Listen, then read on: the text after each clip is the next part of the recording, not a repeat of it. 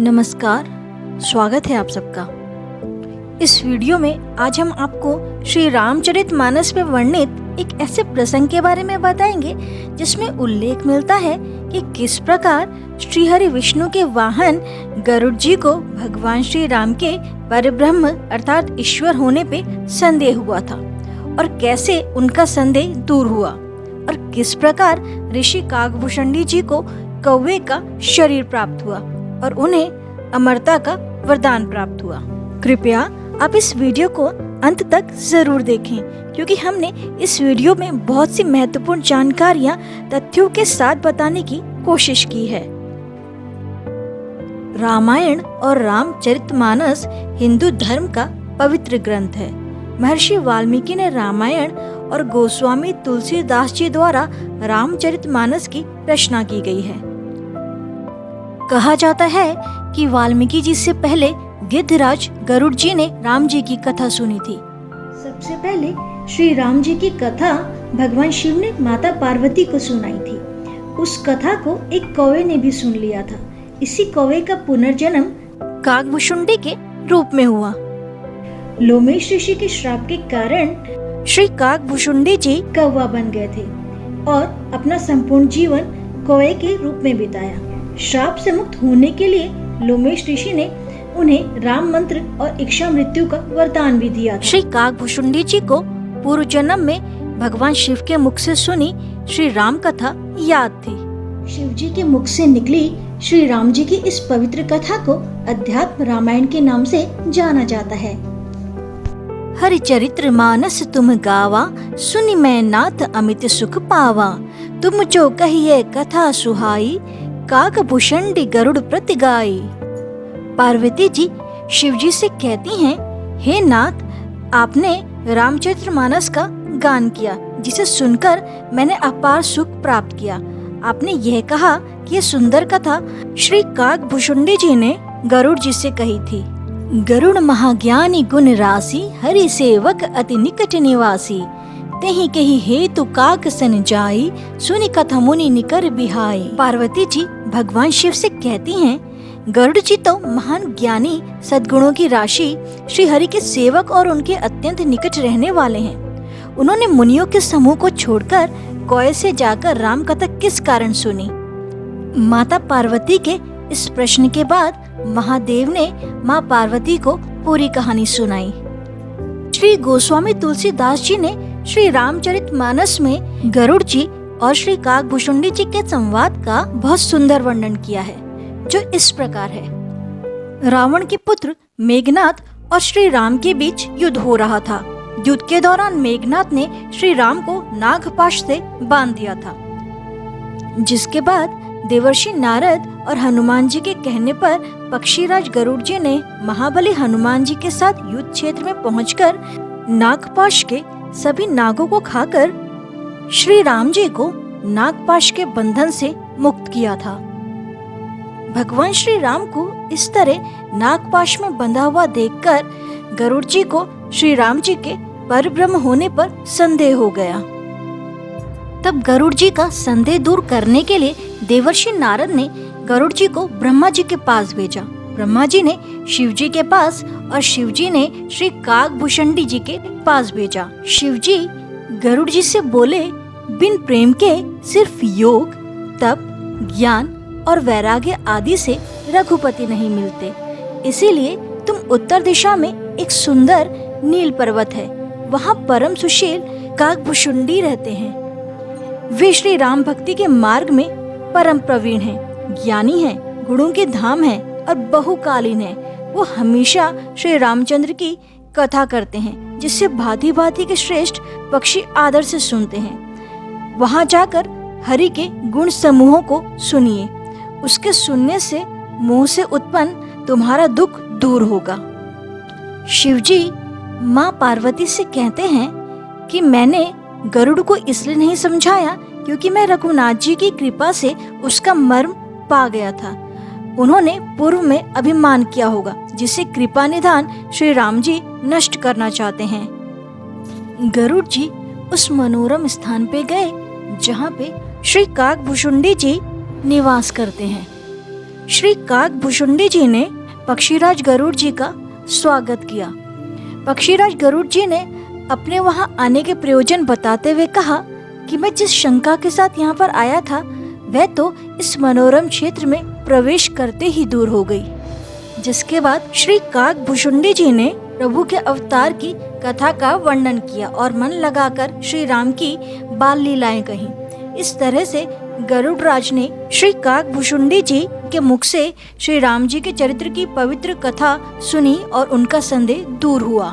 श्री राम जी की महिमा जानने के बाद जब गरुड़ जी का संदेह दूर हो गया, श्री काकभुशुंडी जी ने अपने काक बनने की पूरी कथा उन्हें सुनाई। रामचरितमानस में श्री काकभुशुंडी जी के काक बनने की जो कथा मिलती है वो इस प्रकार है।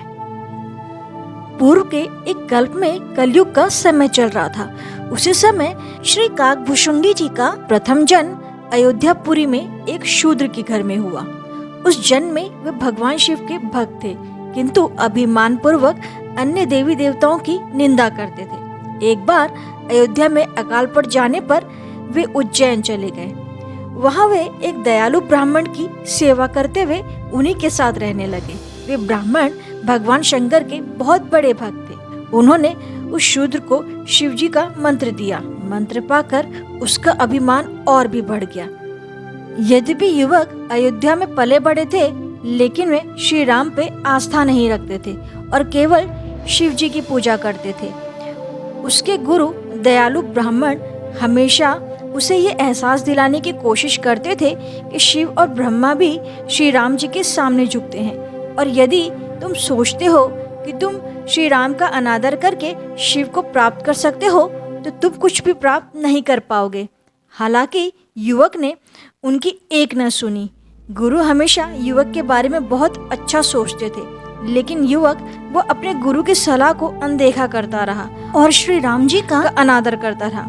फिर भी उसके गुरु उसकी अज्ञानता को क्षमा करते रहे। एक बार वह शूद्र भगवान शंकर के मंदिर में शिव जी के मंत्रों का जाप कर रहा था। तभी उसके गुरु वहाँ पर आ गए, लेकिन वो अभिमान पूर्वक खड़ा नहीं हुआ और अपने गुरु को प्रणाम भी नहीं किया, जिससे उसने अपने गुरु अर्थात जिस ब्राह्मण के साथ वह रहता था उनका ही अपमान कर दिया। इस पर भगवान शंकर ने आकाशवाणी करके उसे शाप दे दिया कि रे पापी, तूने गुरु का निरादर किया है, इसलिए तू सर्प की अधम योनि में चला जा और सर्प योनि के बाद तुझे 1000 बार अनेक योनि में जन्म लेना पड़ेगा। युवक के गुरु बहुत दयालु थे और अपने शिष्य पर कष्ट आता देख वे भय और करुणा से भर गए। उन्होंने शिवजी से प्रार्थना करना शुरू कर दिया। उन्होंने शिवजी के लिए एक सुंदर स्तोत्र की रचना की और गाया, जिसे रुद्राष्टकम के नाम से जाना जाता है। ब्राह्मण ने अपनी प्रार्थना से शिवजी को प्रसन्न किया। गुरु के द्वारा क्षमा याचना करने पर भगवान शंकर ने आकाशवाणी करके कहा, हे ब्राह्मण, मेरा शाप व्यर्थ नहीं जाएगा। इस शूद्र को 1000 बार जन्म अवश्य लेना पड़ेगा, किंतु जन्म लेने और मरने में जो दुख सहन करना पड़ता है वह इसे नहीं होगा और किसी भी जन्म में इसका ज्ञान नहीं मिटेगा। इसे अपने प्रत्येक जन्म का स्मरण बना रहेगा। जगत में इसे कुछ भी दुर्लभ ना होगा और इसकी सर्वत्र अबाध गति होगी। मेरी कृपा से इसे भगवान श्री राम के चरणों के प्रति भक्ति भी प्राप्त होगी और जब वे 1000 जन्म पूरे कर लेगा तो वे ब्राह्मण के रूप में जन्म लेगा और भगवान श्री राम की भक्ति प्राप्त करेगा। उसे अपने सभी जन्म और अपनी पूरी यात्राएं याद रहेंगी। इसके पश्चात उस शूद्र ने विंध्याचल में जाकर सर्प योनि प्राप्त किया। कुछ काल बीतने पर उसने उस शरीर को बिना किसी कष्ट के त्याग दिया और विभिन्न योनियों में जन्म लेने लगा। वह जो भी शरीर धारण करता था उसे बिना कष्ट के सुख पूर्वक त्याग देता था। जैसे मनुष्य पुराने वस्त्र को त्याग कर नया वस्त्र पहन लेता है, प्रत्येक जन्म की याद उसे बनी रहती। श्री रामचंद्र जी के प्रति भक्ति भी उसमें उत्पन्न हो गई। अंततः उससे मानव योनि प्राप्त हुई और वह भुशुंडी नामक ब्राह्मण के रूप में जन्मा। बड़े होने पर भुशुंडी को केवल श्री राम और उनकी वीर गाथाओं के बारे में सुनने में रुचि थी। वह श्री राम के बारे में जो कुछ भी जानता था उसे सुनाता रहता था और किसी भी चीज में उसकी रुचि नहीं थी। उसके पिता द्वारा उसे अन्य विषय पढ़ाने के प्रयास विफल हो गए और वह निरंतर श्री राम की भक्ति में रहने लगा। बाद में वयस्क होने पर उसने अपना घर छोड़ दिया और जंगलों में रहने लगा। वह यात्रा करता रहता, संतों से मिलता और श्री राम जी के बारे में जानने के लिए हमेशा उत्सुक रहता। ऐसे ही रघुनाथ जी का स्मरण करते करते वे ब्राह्मण एक ऐसी जगह पे पहुंचे जहां सुमेरु पर्वत के शिखर पर बड़ की छाया में लुमेश मुनि बैठे थे। उन्हें देखकर उन्होंने उनके चरणों में सिर निवाया और अत्यंत दीन वचन कहे। उनके अत्यंत नम्र और कोमल वचन सुनकर लुमेश जी ने आदर से पूछा, हे ब्राह्मण, आप किस कार्य से यहाँ आए हैं? तब उन्होंने कहा, हे कृपानिधि, आप सर्वज्ञ हैं और सुजान हैं। हे भगवान, मुझे सगुण ब्रह्म की आराधना की प्रक्रिया कहिए। उसके बाद ब्रह्म ऋषि लुमेश जी ने श्री रघुनाथ जी के गुणों की कुछ कथाएं उन्हें आदर सहित कहीं। फिर वे ब्रह्म ज्ञान परायण विज्ञानवान मुनि उन्हें परम अधिकारी जानकर उन्हें ब्रह्म का उपदेश करने लगे कि वे अजन्मा है, अद्वैत है, निर्गुण है और हृदय का स्वामी अंतर्यामी है। उन्हें कोई बुद्धि के द्वारा माप नहीं सकता। वे इच्छा रहित, नाम रहित, रूप रहित, अनुभव से जाने योग्य, अखंड और उपमा रहित हैं। ब्रह्म ऋषि लोमेश जी ने उन्हें अनेक प्रकार से समझाया, लेकिन निर्गुण मत उनके हृदय में नहीं बैठा और उन्होंने मुनि के चरणों में सिर नवाकर कहा, हे मुनीश्वर, मुझे सगुण ब्रह्म की उपासना कहिए। ब्राह्मण ने ब्रह्म ऋषि लोमेश जी से आग्रह किया कि आप दया करके मुझे वही उपदेश उपाय कहिए जिससे मैं श्री रघुनाथ जी को अपनी आंखों से देख सकूं। पहले नेत्र भर कर श्री अयोध्यानाथ को देखकर तब निर्गुण का उपदेश सुनूंगा। मुनि ने फिर अनुपम हरि कथा कहकर सगुण मत का खंडन करके निर्गुण का निरूपण किया। तब ब्राह्मण निर्गुण मत को हटाकर बहुत हट करके सगुण का निरूपण करने लगे। उन्होंने उत्तर प्रत्युत्तर किया। इससे ब्रह्म ऋषि लोमेश जी क्रोधित हो गए। जब बार बार ब्राह्मण ने सगुण का पक्ष स्थापित किया तब ब्रह्म ऋषि लोमेश जी क्रोधित होकर बोले, अरे मूढ़, मैं तुझे सर्वोत्तम शिक्षा देता हूँ तो भी तू उसे नहीं मानता और बहुत से उत्तर प्रत्युत्तर लाकर रखता है। मेरे सत्य वचन पर विश्वास नहीं करता, कोए की भांति सभी से डरता है। अरे मूर्ख, तेरे हृदय में अपने पक्ष का बड़ा भारी हठ है, अतः तू शीघ्र चंडाल पक्षी कौवा हो जा। वे ब्राह्मण तुरंत ही कौवा बन गए। फिर ऋषि के चरणों में सिर नवाकर और रघुकुल शिरोमणि श्री राम जी का स्मरण करके वे हर्षित होकर उड़ चले। ब्रह्म ऋषि लोमेश जी ने उनका महान पुरुषों का स्वभाव देखा, जिसमें धैर्य, विनय और जिन्हें बिल्कुल भी क्रोध न आता हो ऐसा स्वभाव देखकर और श्री राम जी के चरणों में उनका विशेष विश्वास देखा। के बाद दुखी होकर ब्रह्म ऋषि लोमेश जी ने उन्हें बहुत दुख के साथ बार बार पछताकर आदर पूर्वक उन्हें अपने पास बुला लिया। उन्होंने उन्हें हर्षित होकर राम मंत्र भी दिया।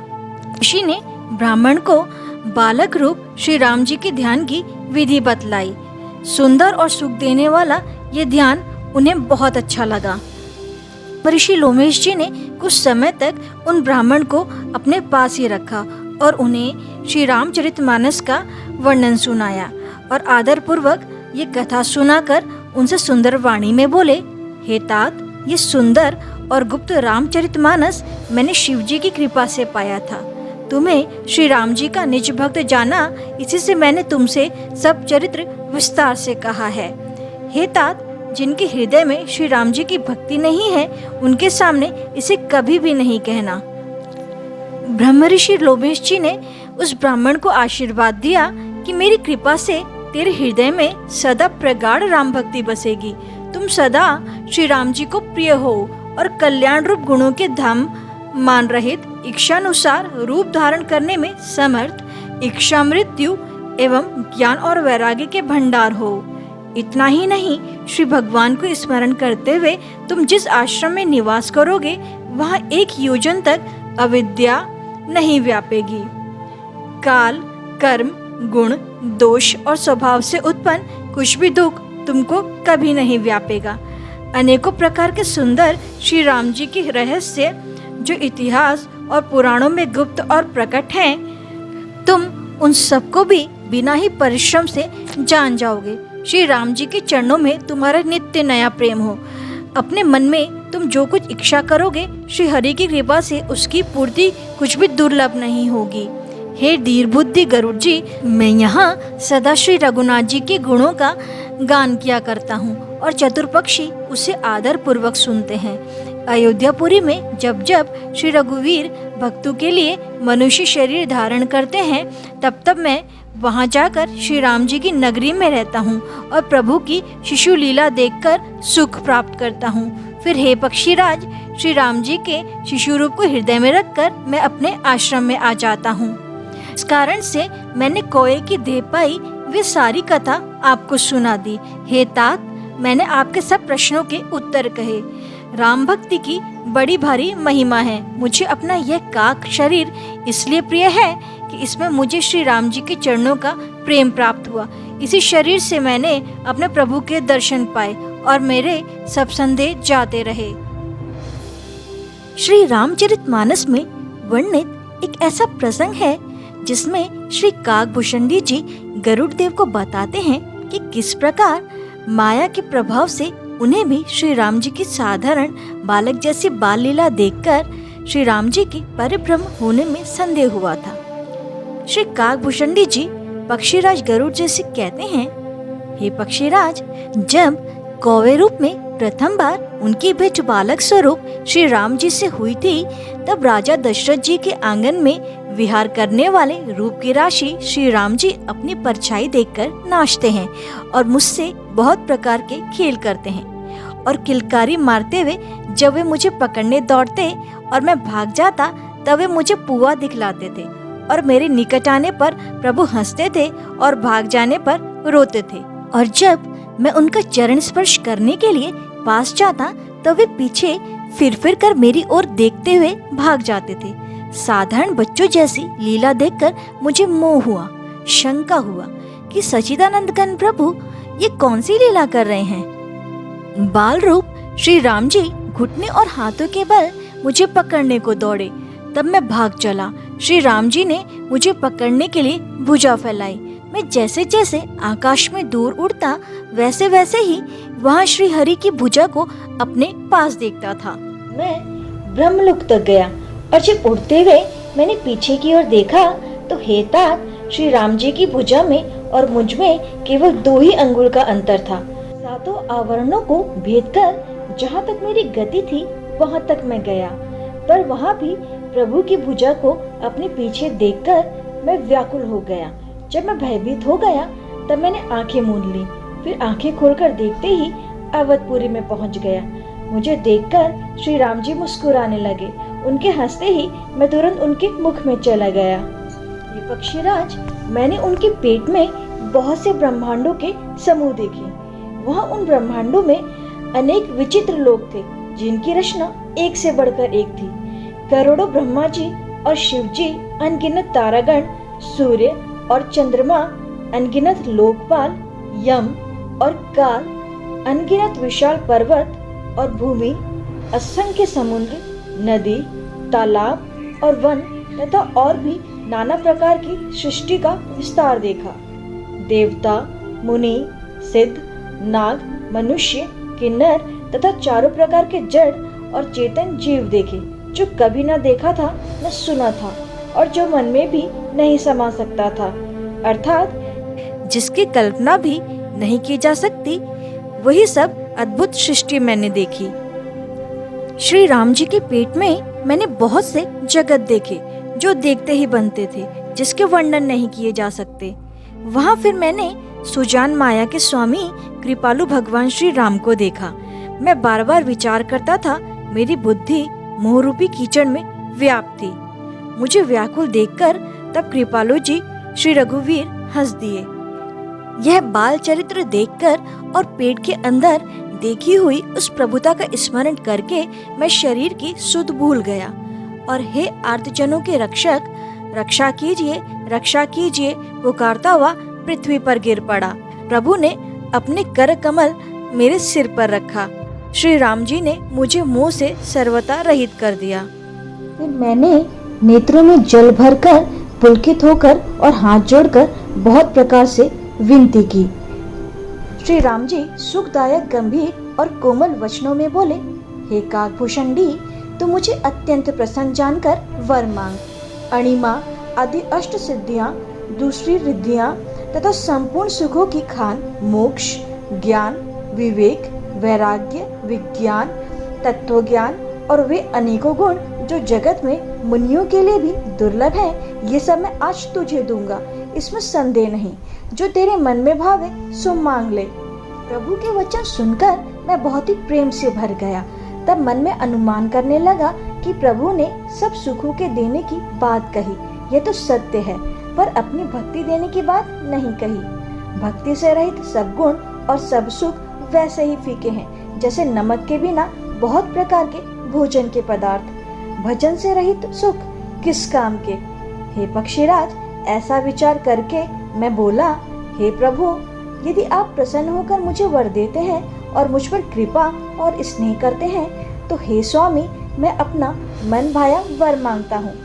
आप उदार हैं और हृदय के भीतर की जानने वाले हैं। आपके जिस अविरल एवं विशुद्ध अनन्य निष्काम भक्ति को श्रुति और पुराण गाते हैं, जिसे युगेश्वर मुनि खोजते हैं और प्रभु की कृपा से कोई विरला ही जिससे पाता है, दया करके मुझे अपनी यही भक्ति दीजिए।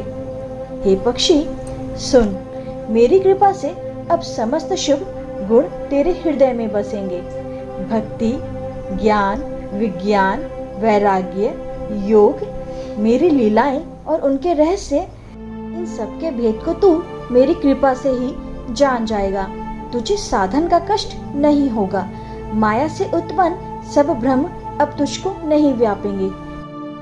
श्री राम जी की कृपा से मैंने भक्ति का वरदान पाया। उसके बाद प्रभु जी के चरणों की वंदना करके मैं अपने आश्रम पर लौट आया। इस प्रकार जब से श्री रघुनाथ जी ने मुझको अपनाया, तब से मुझे माया कभी नहीं व्यापी। श्री हरि की माया ने मुझे ऐसे नचाया, वह सब गुप्त चरित्र मैंने आपसे कहा है। इस कहानी का वर्णन श्री रामचरितमानस में मिलता है, जिसमें काकभूषणी जी ने श्री गरुड़ जी को ये कहानी सुनाई थी। जन्म मृत्यु के भय को हरण करने वाले श्री रामचंद्र जी के चरित्र को सुनने वाला धन्य हो जाता है।